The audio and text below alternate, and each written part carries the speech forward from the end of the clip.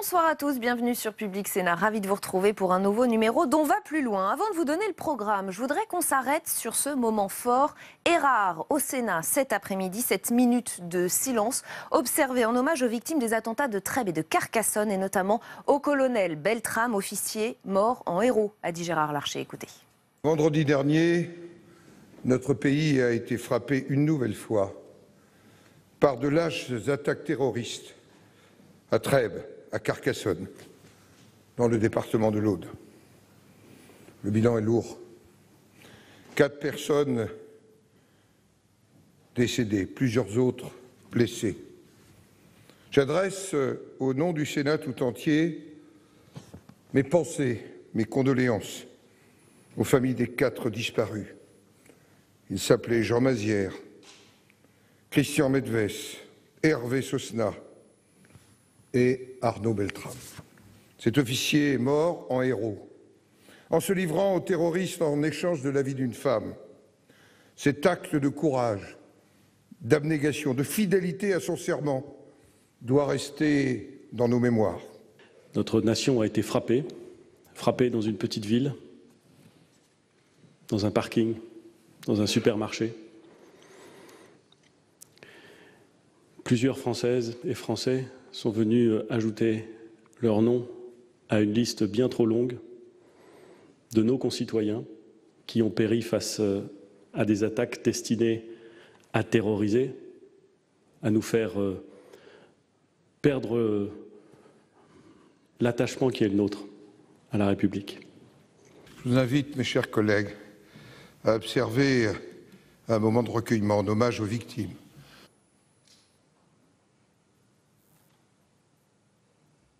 Voilà donc pour cet hommage au Sénat. Tout à l'heure, nous y reviendrons évidemment dans notre émission demain, jour de l'hommage national rendu à Arnaud Beltrame.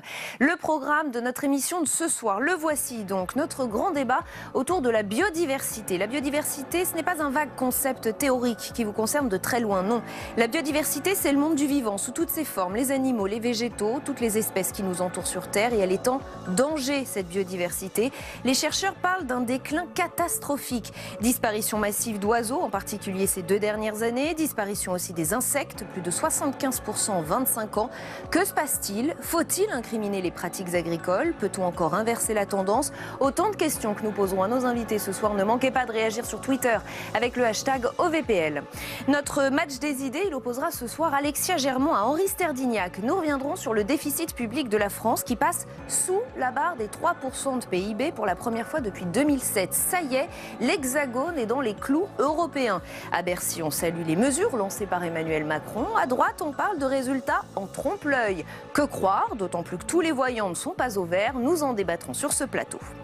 L'entretien du jour, nous recevons Noémie Alioua, journaliste, auteure d'un livre sur l'affaire Sarah Halimi. Nous reviendrons avec elle sur le meurtre de Mireille Knoll. Elle avait 85 ans, elle avait échappé de justesse à la rafle du Veldiv et elle a été tuée de 11 coups de couteau, puis brûlée dans son HLM à Paris. Le parquet retient le caractère antisémite. Très vite, cette fois, vous l'avez compris, elle nous dira ce qu'elle en pense. Mais d'abord, l'effondrement de la biodiversité sauvage. Ce sont les mots de plusieurs biologistes qui se disent sidérés et qui tirent la sonnette d'alarme. On n'a jamais consacré autant d'argent aux normes environnementales et pourtant, le constat est là. Comment l'expliquer? On va en parler avec nos invités. D'abord, les chiffres avec Héloïse Grégoire. Peut-être l'avez-vous remarqué, c'est un début de printemps plutôt silencieux où les oiseaux ne chantent plus. Alouettes, linottes, vanneaux, en 15 ans, 30% de ces espèces auraient disparu. C'est le résultat alarmant de 2 études dirigées par le CNRS et le Muséum national d'histoire naturelle. Romain Julliard est biologiste et alerte l'opinion publique d'une disparition massive des oiseaux sur le territoire français. Depuis le tournant 2010, on voit ce déclin à nouveau s'accentuer dans ces populations d'oiseaux et s'amplifier apparemment avec 2016-2017, 2 chiffres qu'on publie simultanément qui amplifient cette impression de déclin, d'effondrement de ces populations. Pour les chercheurs, la disparition de ces oiseaux serait due à plusieurs phénomènes, dont l'utilisation des pesticides et des insecticides. C'est lié à une forme d'intensification qu'on a notée, notamment autour de la céréaliculture, où Les néonicotinoïdes, effectivement, sont devenus d'utilisation massive. Il y a eu la fin de la politique en faveur des jachères en 2008. La fin des champs en jachère est imposée par la politique agricole commune. Une des premières conséquences de cette intensification des pratiques agricoles est la destruction des plantes et des insectes, nourriture principale des volatiles.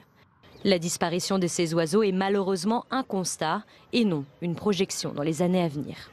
Et avec nous pour aller plus loin ce soir, Jérôme Bignon, bonsoir, sénateur Les Indépendants de la Somme, Baptiste Gatouya, vice-président des Jeunes Agriculteurs, Alain Bougrain-Dubourg, président de la Ligue pour la protection des oiseaux et auteur de ce livre « Lettre des animaux à ceux qui les prennent pour des bêtes », Jean-François Sylvain, président de la Fondation pour la recherche sur la biodiversité. Merci à tous les quatre d'être ici.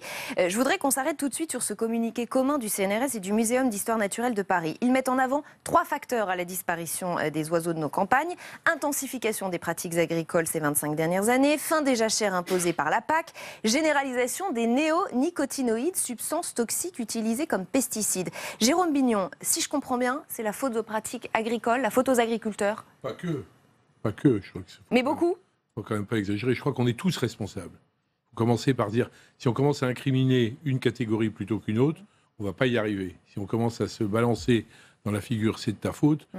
J'ai posé une question à Nicolas Hulot tout à l'heure. Il faut qu'on soit tous collectivement décidés à faire cesser. Ce n'est pas les agriculteurs tout seuls qui devront faire les efforts. Ils devront en faire, c'est indiscutable, mais ils le savent, puisque dans la loi pour la reconquête de la biodiversité, il y a un calendrier qui a été adopté avec des règles du jeu. Ces règles du jeu, il faut les jouer, les appliquer, mais il faut que tout le monde fasse un effort. Il y a des gens qui utilisent des pesticides dans leur jardin, il y a des communautés, des collectivités qui le font encore, il y a une artificialisation des sols qui n'est pas liée aux agriculteurs. Ils s'en plaignent suffisamment.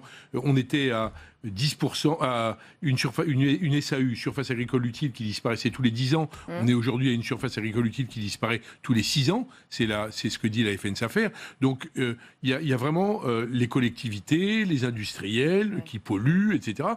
L'ensemble de la classe française, de la population française. Mais je serais même tenté d'élargir, parce que vous avez parlé de CNRS, je finis là-dessus, CNRS et Muséum, mais l'IPBES qui vient de rendre son rapport à Medellín, elle dit pour le monde entier, c'est un effondrement. Donc on ne peut pas dire c'est seulement les agriculteurs français. Alain Bougrain-Dubourg, vous êtes d'accord? Parce que quand on lit effectivement les rapports, on a tendance à incriminer essentiellement les agriculteurs. C'est le discours d'un homme politique, et c'est très bien, bon, on s'aime tous et je le souhaiterais. Et la LPO travaille avec certaines exploitations agricoles pour maintenir la production tout en valorisant la biodiversité. Mais il ne faut pas se cacher derrière son petit doigt. C'est le modèle de société qu'on a dessiné. Alors c'est bien dire on est tous coupables, on est tous...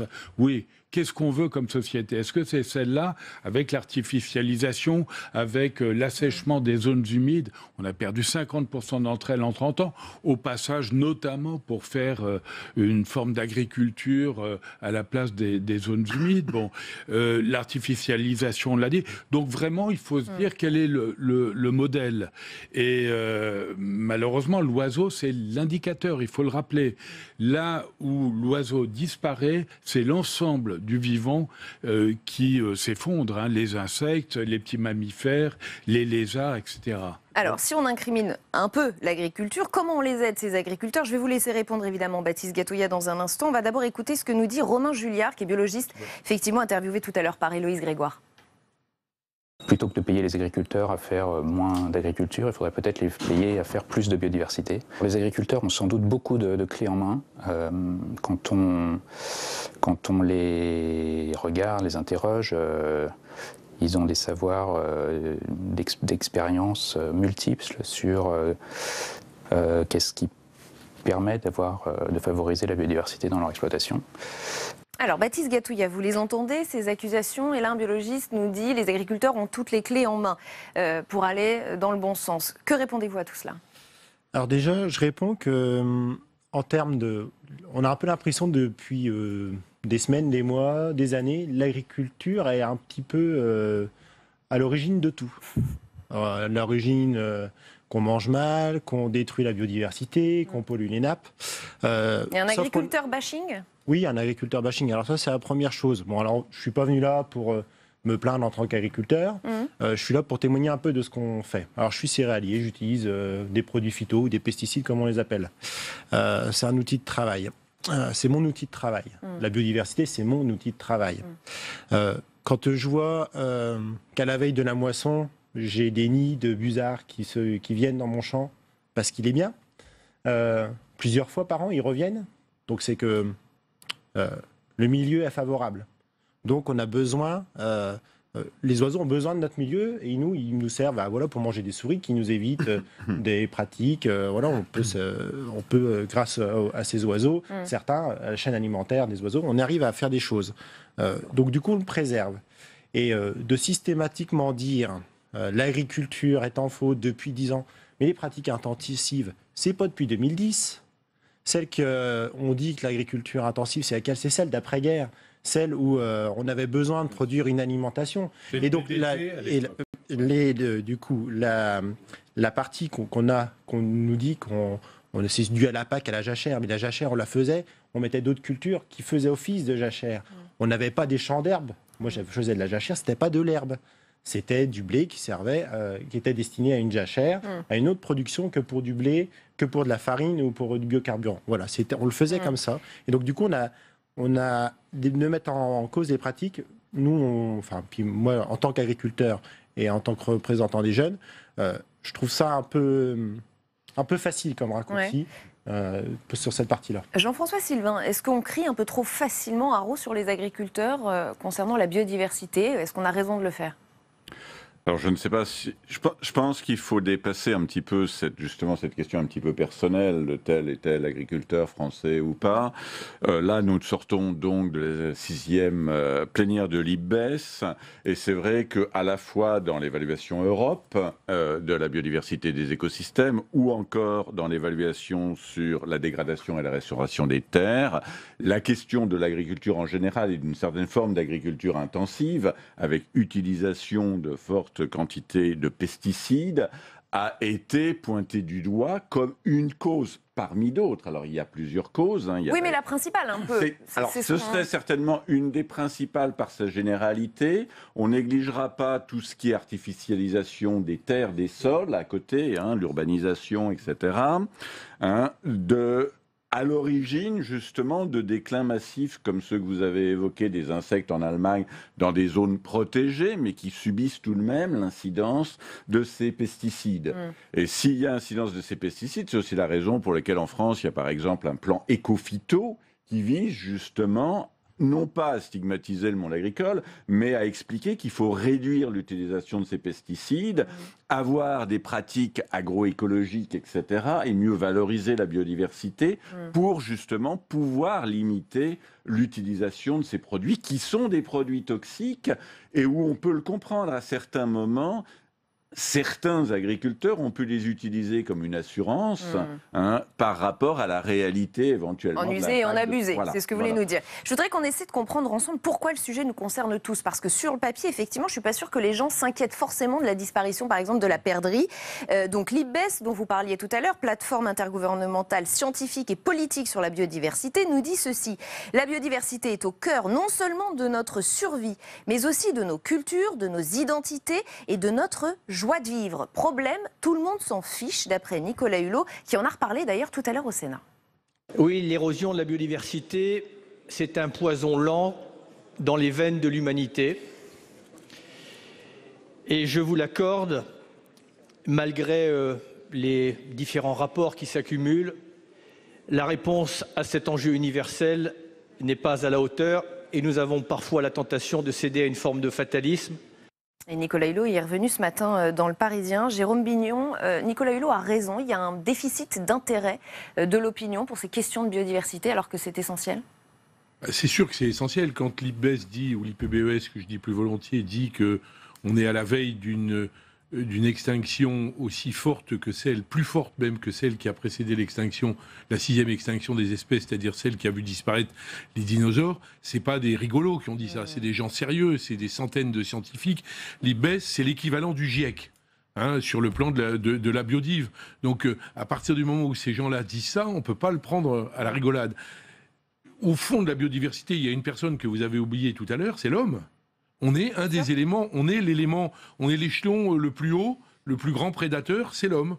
Mais c'est celui qui risque, Monsieur Reeves dit de temps en temps, l'homme disparaîtra, la Terre se portera mieux. Et c'est le sujet, c'est notre sujet, c'est celui qui est devant nous. C'est pour ça que c'est grave. Nos enfants, nos petits-enfants, nos arrière-petits-enfants, on sera malade d'abord, petit à petit on se reproduira plus, et enfin on disparaîtra. C'est un sujet bizarrement qui n'est pas très concernant, alors que ça nous concerne. Alors, oui, je crois qu'il y a une analogie à faire avec la question climatique qui a réveillé nos consciences. Pourquoi ?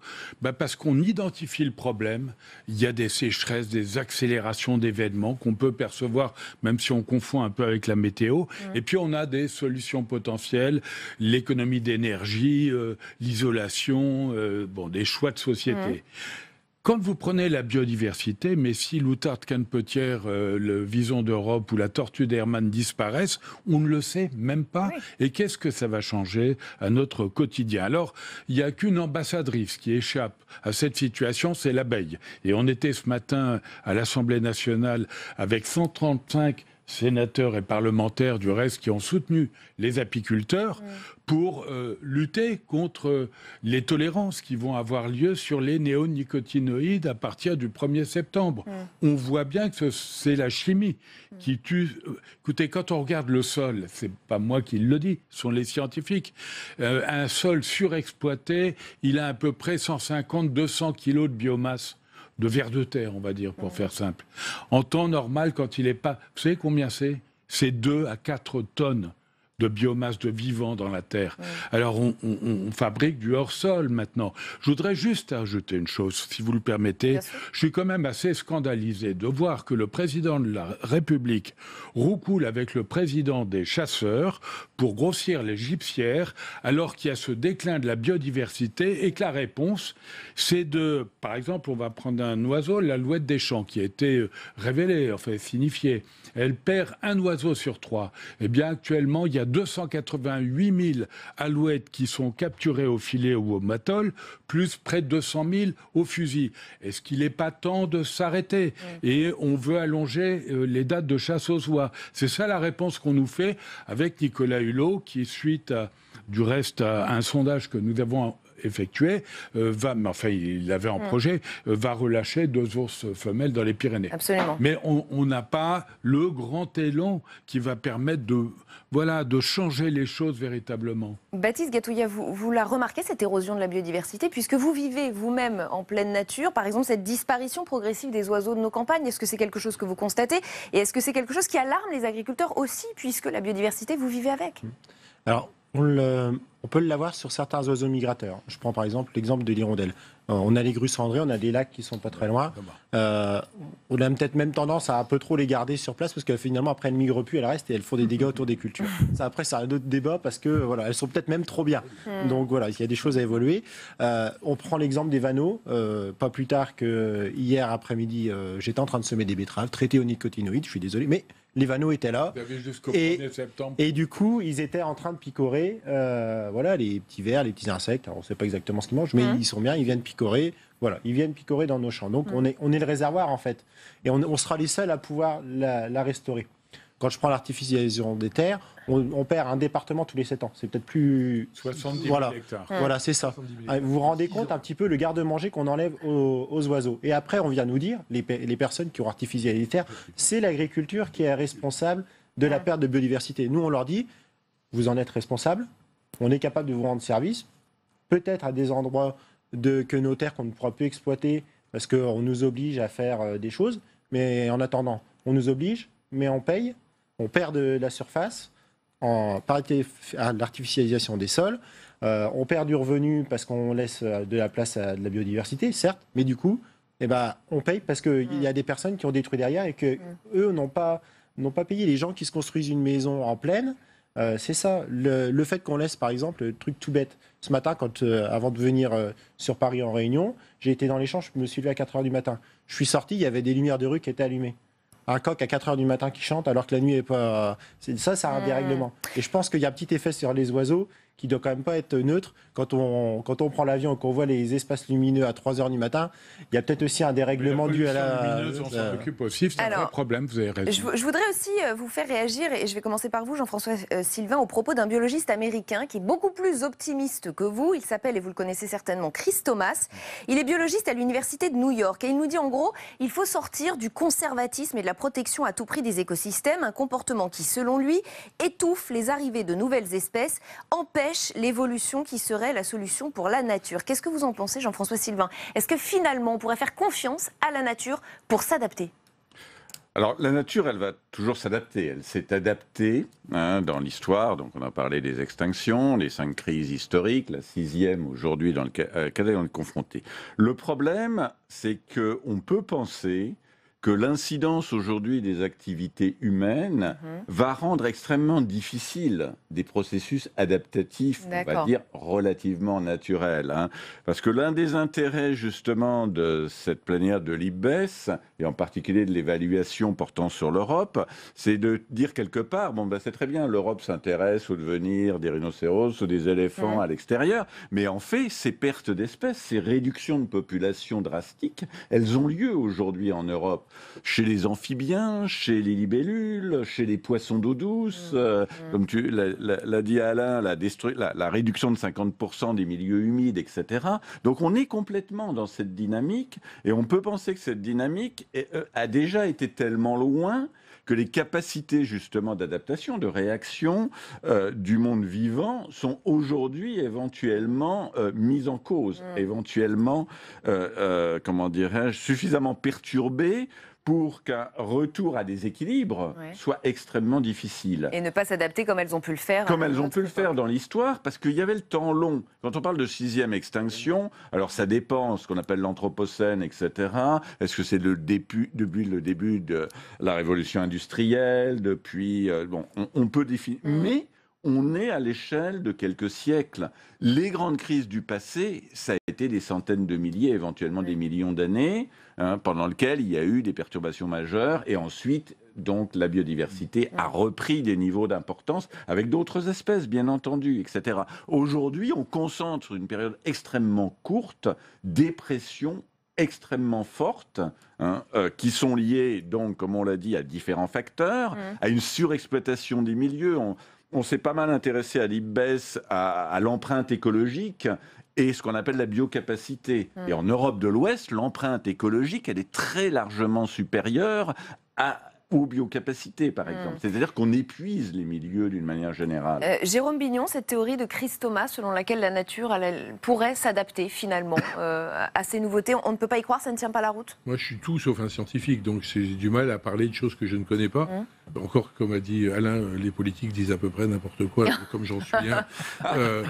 Je ne vais donc pas hésiter, mais je partagerai volontiers. Je comprends ce que dit le président Sylvain, et donc je serai assez d'accord avec cette idée que là, on est dans un temps qui est très concentré et que les évolutions qu'on a connues, n'oublions jamais que les amibes, les bactéries qui sont sorties, c'était il y a 3,8 milliards d'années que ces bactéries, pour faire des hommes, des plantes, des arbres, des poissons, des mammifères, il a fallu des millions et des millions et des dizaines de millions d'années. 3,8 milliards, c'est un temps tellement long qu'on a même du mal à le concevoir.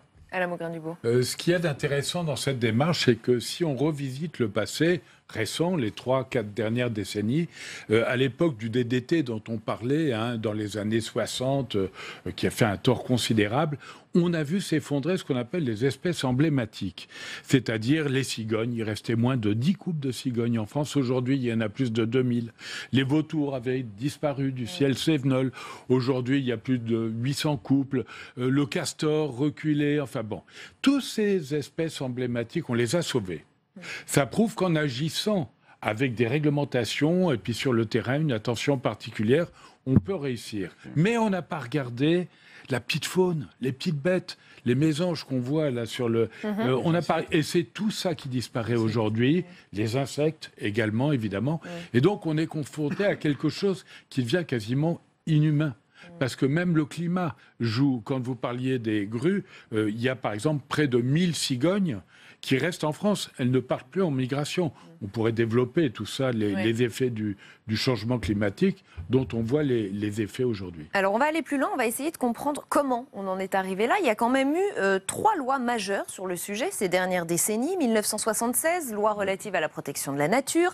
1993, loi sur la protection et la mise en valeur des paysages. Et août 2016, c'est très récent, loi pour la reconquête de la biodiversité, de la nature et des paysages. Ségolène Royal, alors ministre de l'écologie, s'était saisie de la question et elle avait présenté son texte, c'était en mars 2015. Écoutez. Comme je l'ai fait pour la loi de transition énergétique, j'attache beaucoup d'importance aux actions d'accompagnement de cette loi biodiversité et je suis heureuse d'annoncer qu'il y aura 60 millions d'euros d'investissement d'avenir sur les actions biodiversité et que je vais lancer très rapidement les appels à projets pour l'engagement de ces 60 millions d'euros d'investissement d'avenir. Alors Jérôme Bignon, puisque vous êtes le responsable politique sur ce plateau, j'ai envie de vous demander, on a le sentiment d'avoir fait des choses tout de même pour la biodiversité. Ségolène Royal qui nous parle de 60 millions d'euros d'investissement d'avenir. D'abord, où sont-ils? Ont-ils été vraiment appliqués comme il le fallait? Qu'est-ce qu'on a loupé pour en arriver à la situation actuelle? 60 millions d'euros, c'est dérisoire par rapport aux enjeux. Dérisoire, c'est même pas une goutte d'eau par rapport à l'ensemble des espaces maritimes français. Donc le sujet n'est pas... c'est pas 60 millions qui changeront quelque chose. Il faut un plan gigantesque qui soit porté politiquement. C'est la responsabilité de Nicolas Hulot. Il nous a dit aujourd'hui qu'il allait lancer. Il y a une deuxième dimension qui est essentielle, ce sont les territoires. Moi, je suis ici dans cette maison, on représente les territoires et je pense qu'on a besoin des collectivités, on a besoin des régions, on a besoin des départements. La société civile, les assos, le monde économique, les agriculteurs, mais aussi, on n'en a pas beaucoup parlé ce soir, ils sont très discrets, les industriels, parce qu'ils ne sont pas pour rien dans ces problèmes-là. Et puis, voilà, si tout le monde s'y met et qu'on y va d'un bon pied, et puis après, une dimension européenne, voire mondiale. J'étais avec Ronan Dantec dans les marais irakiens jusqu'à avant-hier matin. Il n'y a pas loin. Les marais de Babylone, les marais de Mésopotamie, la diminution de l'eau, la salinisation de l'eau, la disparition des insectes, le réchauffement climatique font que ces espaces c'était le jardin d'Éden, c'était dans l'histoire des anciens, ces marais, ça illustrait ce qu'était le paradis. Eh bien, vous verriez le paradis aujourd'hui, c'est pas seulement la guerre d'Irak, c'est le climat, c'est l'action des hommes, ça disparaît. Et donc, il faut des efforts colossaux de la communauté internationale, de même nature que le climat. Alain Bougrain-Dubourg le disait tout à l'heure, ce sont des problèmes qui sont intimement liés.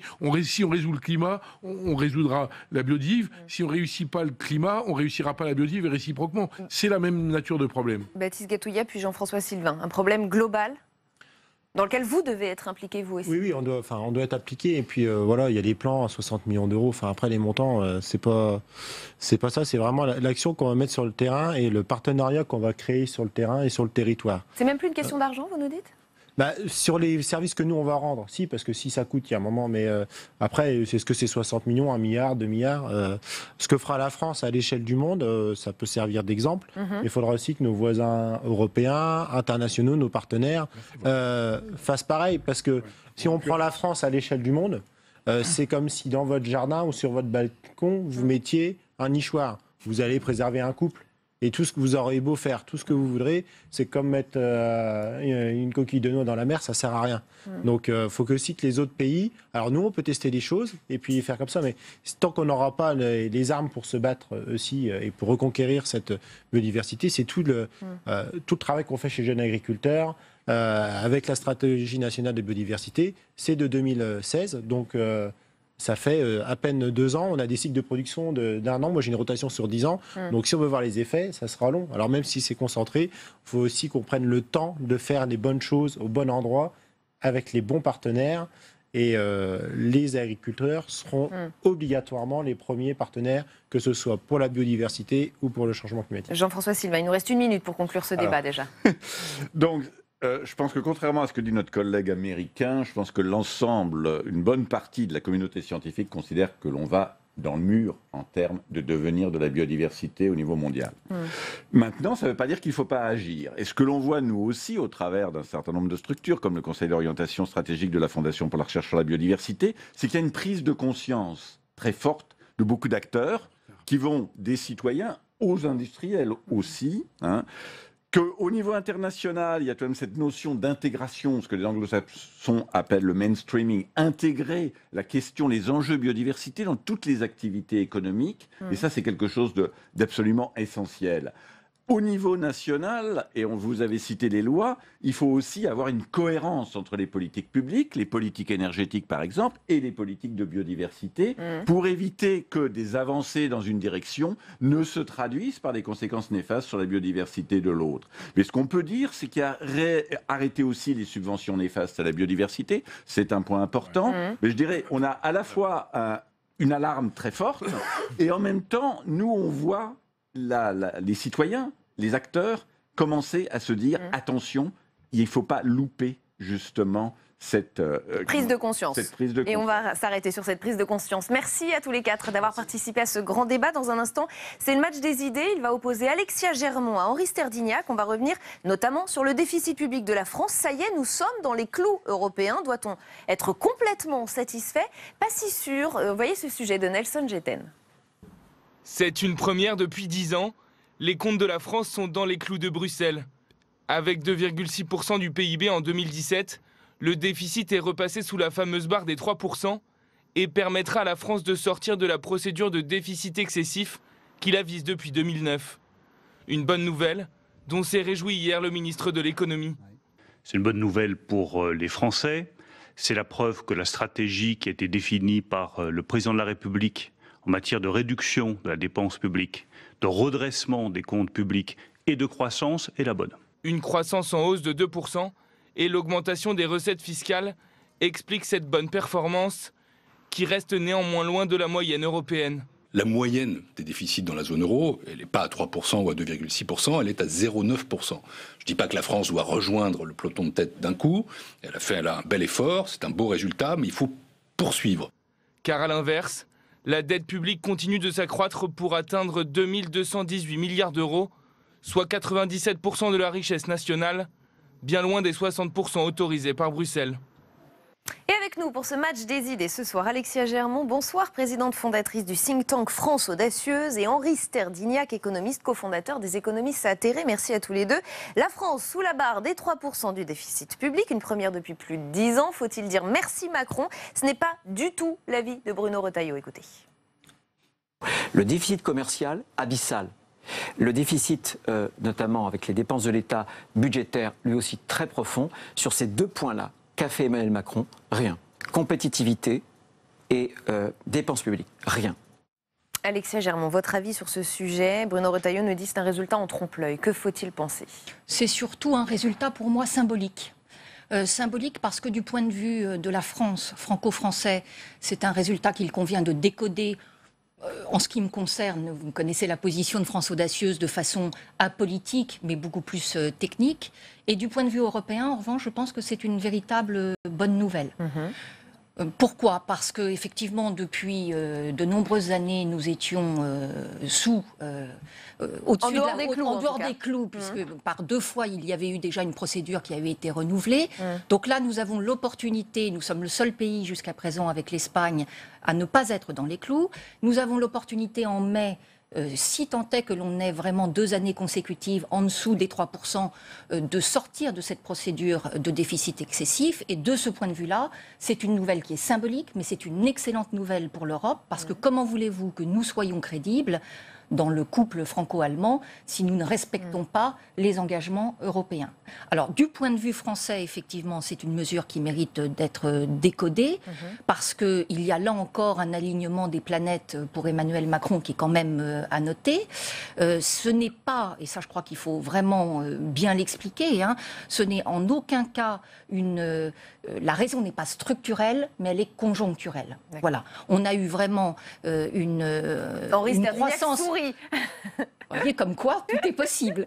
Mais on est vraiment, de ce point de vue-là, à bénéficier plein pot de l'effet de la croissance qui a tapé les 2%. Un effet également, augmentation des prélèvements obligatoires, qui pour le coup a pris 1% de plus, 1 point de plus. C'est pas forcément une bonne nouvelle, ça, pour la société civile. Et on a également une masse donc plus large en matière de sécurité sociale. Voilà. Henri Sterdyniak. Une bonne nouvelle à nuancer ou pas du tout une bonne nouvelle? D'abord, ce n'est pas une nouvelle. Il faut savoir que le chiffre des 3% est complètement... n'a aucun fondement économique. Donc il n'y a pas de barre des 3% autre que dans des engagements européens qui n'ont aucun fondement. Et de même, les 60% de déficit, de dette publique n'ont aucun fondement. Des pays comme les USA ou le Japon peuvent avoir des déficits publics largement supérieurs à 3%. Personne ne s'en inquiète. Ce qui est une bonne nouvelle, bien sûr, c'est le retour de la croissance. Et ce retour de la croissance, il témoigne du fait que, jusqu'à présent, on sous-estimait très fortement les capacités de l'économie française en nous racontant que nous n'avions plus qu'une croissance potentielle de 1,2%. Non, évidemment, dès qu'on arrête les politiques d'austérité, dès qu'on bénéficie effectivement d'un taux de change plus réaliste, de taux d'intérêt bas, on a une croissance satisfaisante. Et cette croissance satisfaisante a permis tout à fait naturellement à notre solde public de s'améliorer. Il n'y a pas eu de hausse des impôts, c'est-à-dire qu'on n'a pas, ni Hollande ni Macron, n'ont augmenté la fiscalité. Ce qui s'est passé, c'est que comme il y a eu plus de... Une hausse de la comme il y a eu masse plus des d'embauches, il y prélèvements a eu plus de obligatoires. cotisations sociales, comme il y a eu plus de consommation. de transactions immobilières, on a eu des gains on a eu des droits de mutation, et comme voilà, tout ça est assez normal, et ça prouve quand même que la Cour des comptes s'est une fois de plus trompée en nous racontant que la situation était tout à fait dramatique, et ça prouve aussi que le gouvernement a eu tort de se lancer dans des économies de bout de chandelle, la baisse des allocations logement, la mise en cause des dépenses militaires ou les emplois aidés, alors que ce n'était pas nécessaire compte tenu de la force de la croissance. Alexia Germain. Je crains que l'analyse des idées, là, nous divergions.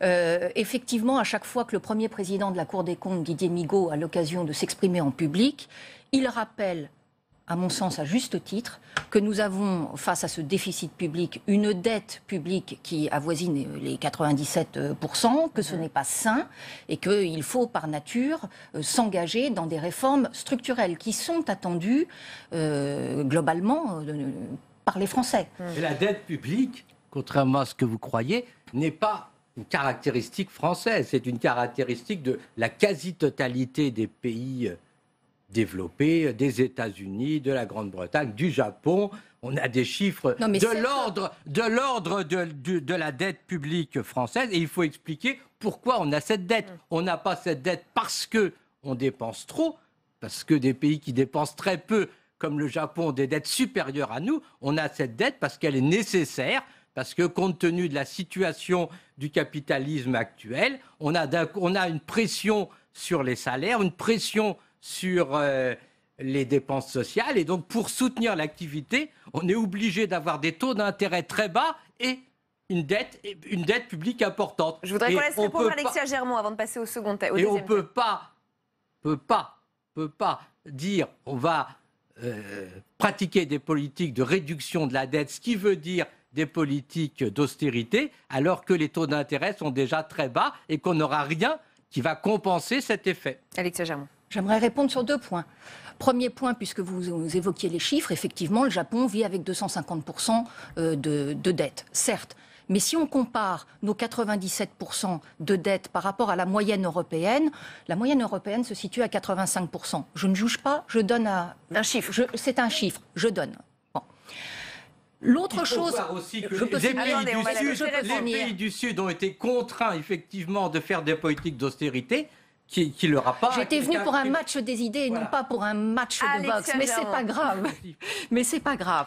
Non, je pense qu'il faut quand même que nous ayons en tête aussi quel est le montant de l'intérêt de la dette que nous remboursons chaque année. On est quand même à 41 milliards d'euros. Ça, ce sont des chiffres qui parlent aux Français. Évidemment, c'est 7 fois plus que le budget de la justice. On aimerait tous... Mais oui, mais ce sont des chiffres qui parlent d'eux-mêmes. Aujourd'hui, laissez-moi finir. On s'endette actuellement à 2%. C'est un chiffre extrêmement bas. 2%. Je crois que pour finir le raisonnement, c'est intéressant de savoir aussi que l'État, qui gère sa trésorerie à travers l'Agence française de trésorerie, va cette année emprunter 195 milliards d'euros pour rembourser des dettes qui viennent à moyen terme ou à long terme. Alors peut-être que ce sont des chiffres qui vous paraissent abstraits parce que vous voulez éviter ce que vous appelez une politique d'austérité, mais ce sont des chiffres qui parlent d'eux-mêmes. Non, mais ce qu'il faut bien voir, c'est qu'on a actuellement des marchés dans lesquels qui font absolument confiance à la France. Le taux d'intérêt moyen sur notre dette, c'est 2%. On s'endette à des taux négatifs jusqu'à 5 ans. À 10 ans, on s'endette à 1%. Donc, on s'endette à des taux extrêmement faibles. Il y a beaucoup de gens qui veulent nous prêter. Et donc, les gens qui détiennent la dette publique française, quand la dette publique vient à échéance, tout à fait naturellement, ils nous reprêtent. Autre actualité que je voudrais vous faire commenter, c'est l'invitation à l'Élysée hier soir de plus de 150 patrons d'entreprises industrielles à l'occasion de la semaine de l'industrie. Michelin, Saint-Gobain, mais aussi des PME, tous les secteurs étaient représentés. Et le chef de l'État les a invités à embaucher des apprentis. Il y a dans cette salle quelques chefs d'entreprise qui ont commencé comme apprentis eux-mêmes. Et ce sont des exemples admirables. Et je l'ai dit à plusieurs reprises, qu'est-ce qui fait qu'on relancera cette filière, qu'on convaincra des parents de mettre leurs enfants dans les filières d'apprentissage? C'est quand ils comprendront qu'on peut devenir patron quand on a fait apprenti. On peut devenir patron quand on a fait apprenti. Alexis Germont, on l'a trouvé intéressant ce passage parce qu'il révèle toujours cette ambition d'Emmanuel Macron de premier de cordée. Est-ce que c'est la bonne manière de prendre le problème? Qu'est-ce que vous pensez de cet appel à embaucher des apprentis? C'est en tout cas une façon extrêmement pragmatique et opérationnelle. Non partisane, je ne vois pas qui pourrait être contre cette idée. Ce qui est intéressant, c'est qu'effectivement, hier, il avait face à lui à la fois des grands patrons des groupes industriels, vous aviez Michelin, Saint-Gobain, des Thales, et vous aviez aussi effectivement des représentants des PME et des ETI. Bon, c'est très important l'industrie en France, puisque c'est 3 millions de personnes qui sont concernées. Aujourd'hui, on parle de 13% du PIB. C'est toujours, ce qui me frappe quand même, c'est toujours l'orchestration et le bon timing en termes de communication. Mais au-delà de la communication, c'est surtout essayer à chaque fois de faire un effet de levier sur les événements qui sont organisés. Puisqu'aujourd'hui, effectivement, cette semaine, vous allez avoir 4 salons en matière d'industrie. Les chambres de commerce et d'industrie sont totalement mobilisées sur le territoire pour faire connaître, pour redonner ces lettres de noblesse à l'industrie française. Et à côté de ça, il en profite effectivement pour demander qu'on fasse la part du chemin d'un côté, et puis de l'autre, vous avez une parole totalement libre des industriels qui sont représentés d'une certaine façon, enfin c'est peut-être pas le bon mot technique, mais par France Industrie, avec à sa tête Philippe Varin, et qui ne mâchent pas non plus leurs mots en matière de compétitivité, en disant qu'ils ont à la fois besoin de travailler sur les charges sociales et de travailler sur la pression fiscale, notamment au regard de ce qu'il se passe en Allemagne. Henri Sterdinac, vous y voyez... Quel est votre avis sur cet appel Alexis Germont disait à l'instant, il ne peut pas y avoir d'idéologie ou de politique dans cet appel à embaucher des apprentis. Pour le coup, tout le monde est d'accord. Est-ce que... Ah oui, la France a besoin d'une industrie, elle a besoin d'une industrie forte, et donc elle a besoin effectivement de revaloriser de façon importante les carrières dans des carrières manuelles, les carrières industrielles. Il faut dire aux jeunes que... on a besoin de l'industrie, mais qu'on n'a pas besoin de la finance, et que effectivement, petit à petit, il va falloir modifier les rémunérations relatives de ce type d'activité. La France, ça fait longtemps que la France, les différents ministres de l'industrie se battent pour défendre l'industrie en France. Malheureusement, l'industrie française a été victime de la financiarisation. Elle manque de fonds propres parce qu'on n'a pas remplacé l'intervention publique qui était notre caractéristique auparavant. Mais c'est un sujet tout à fait primordial pour l'avenir de notre économie.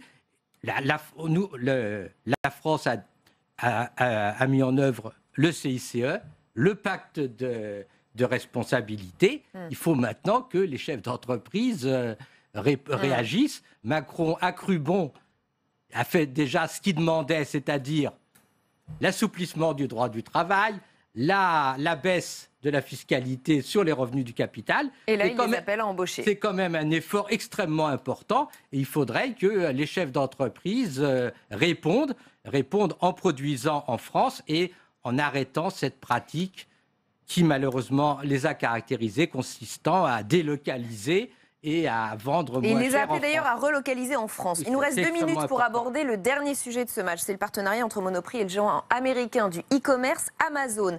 Les détails de l'accord restent un peu flous, mais ce qu'on comprend lorsqu'on entend en tout cas le patron de Monoprix, c'est que tout le monde y gagne.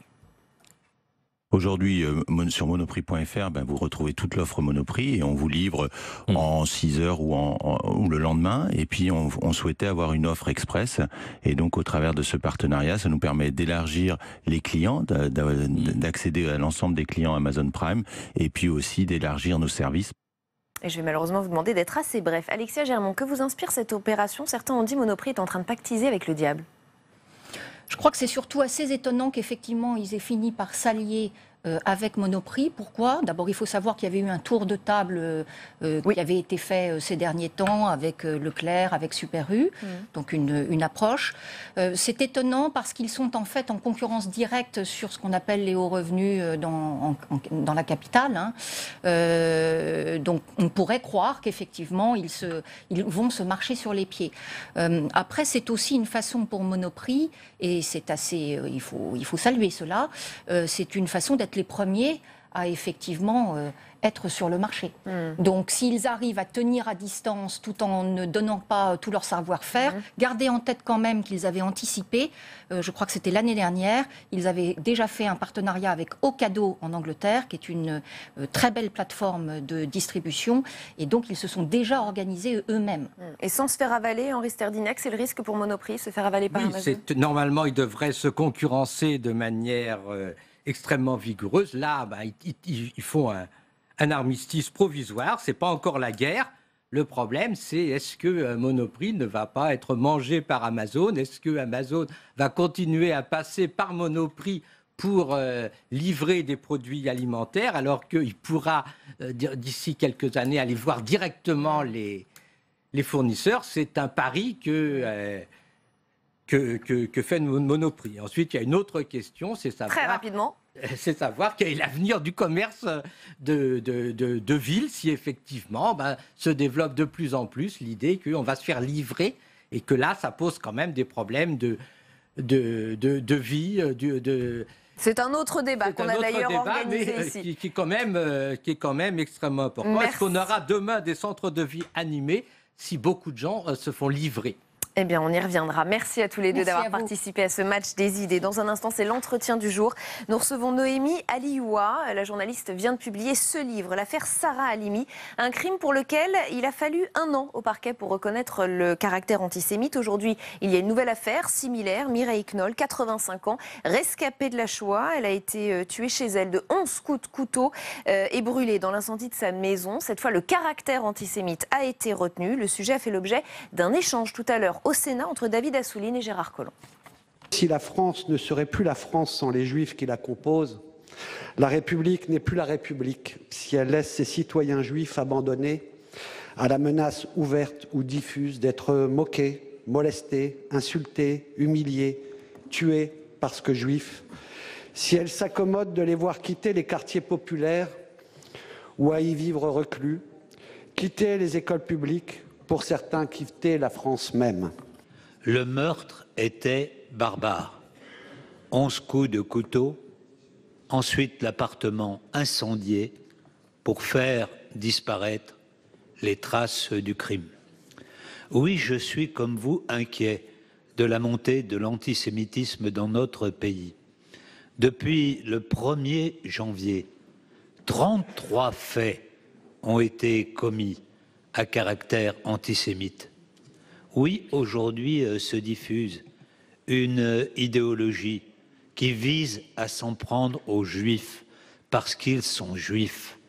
L'un des complices de ce meurtre disait « on va aller chez les Juifs parce que chez les Juifs, il y a de l'argent ». Ce genre de stéréotype doit être combattu. Nous le combattrons avec l'ensemble des associations, avec la LICRA, avec le CRIF, avec le consistoire, je rencontre pratiquement de manière hebdomadaire les responsables de la communauté juive. Oui, aujourd'hui, les Juifs ont peur, et comme vous l'avez souligné, un certain nombre d'entre eux quittent la France. Ils quittent la France tout simplement parce qu'ils ont peur en France, et cela est inacceptable. Le gouvernement ne l'acceptera pas.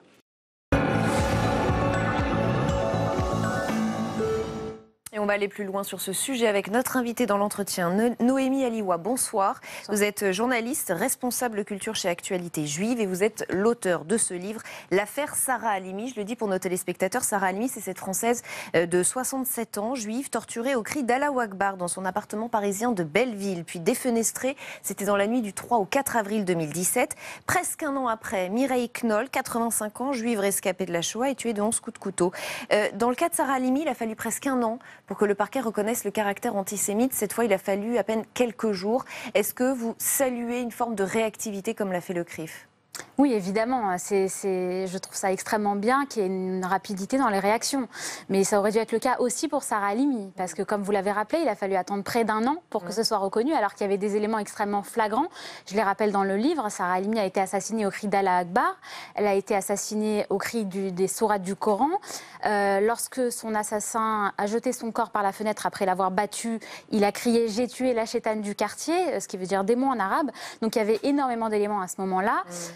Il a quand même fallu un an. C'est plutôt voilà, il a fallu un an pour que ce soit reconnu. C'était extrêmement long. Ça a créé de la souffrance à tous les niveaux. Mais il y a quelque chose de frappant dans ces deux affaires, c'est qu'effectivement vous nous dites c'était évident pour Sarah Halimi le caractère antisémite et pourtant ça a mis un an. Dans l'affaire de Mireille Knoll, finalement c'est peut-être un peu plus flou. Les médias ont en tout cas beaucoup moins d'éléments et bizarrement le parquet dit là il y a un caractère antisémite. Est-ce que vous vous dites maintenant on a tiré la leçon, il y a un avant-après affaire Sarah Halimi et du coup on réagit très vite? Peut-être trop vite?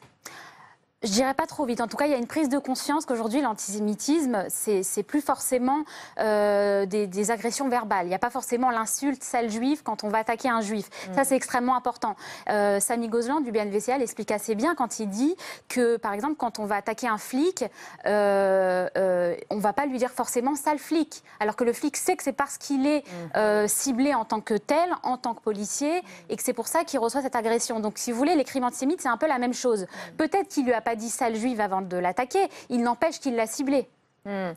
Les deux femmes ont été assassinées dans le 11e arrondissement de Paris. Je le dis toujours pour ceux qui ne sont pas parisiens. Il faut préciser que c'est un quartier où vivent plusieurs communautés, communautés juives, communautés maghrébines, communautés africaines. Est-ce que vous diriez qu'il y a un problème là-bas et dans certains quartiers et par exemple celui-ci, le 11e arrondissement? Je dirais pas dans tous les quartiers de Paris, mais effectivement, il y a on dit les quartiers sensibles, on peut dire les cités, on peut dire des banlieues. C'est pas forcément les banlieues, là, vous le rappelez, on est en plein Paris. Mais ce qui est sûr, c'est que les communautés peut-être ne se mélangent plus comme avant. Il y a une sorte de sectorisation qui se fait assez naturellement.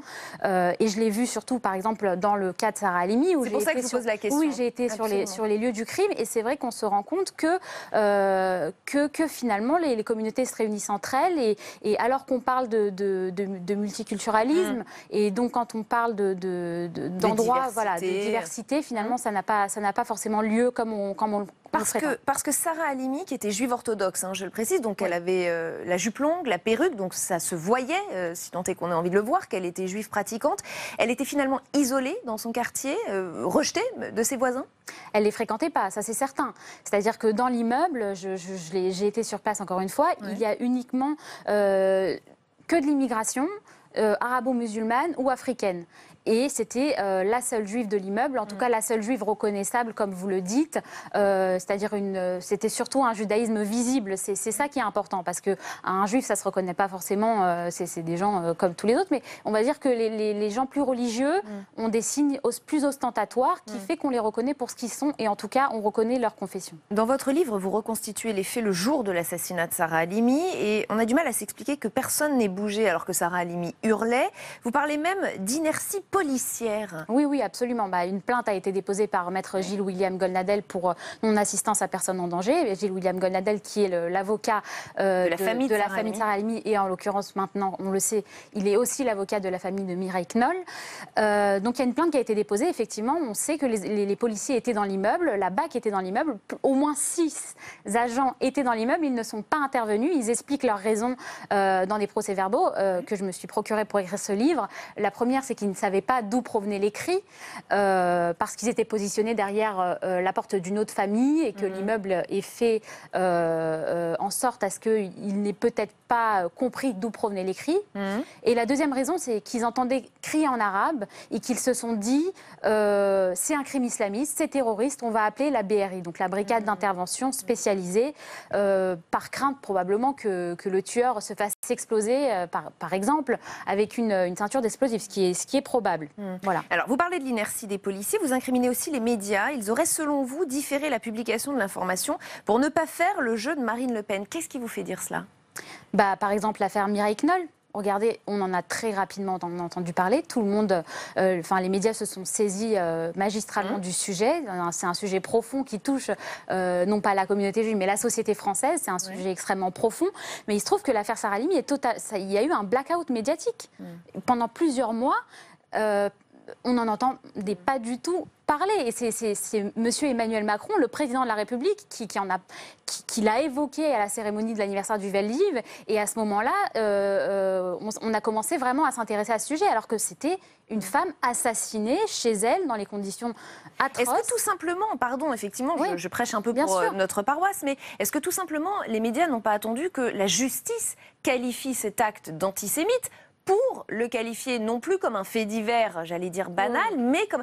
C'est-à-dire que les médias ne peuvent pas se substituer à la justice. Si la justice ne dit pas que c'est antisémite, évidemment, les médias ne peuvent pas le faire à la place de la justice. Vous avez absolument raison. D'abord, je ne condamne pas les médias. Je sais qu'il y a beaucoup de médias, beaucoup de journalistes. Mais c'est une vraie discussion. Je n'aime pas l'accusation des médias trop brutale.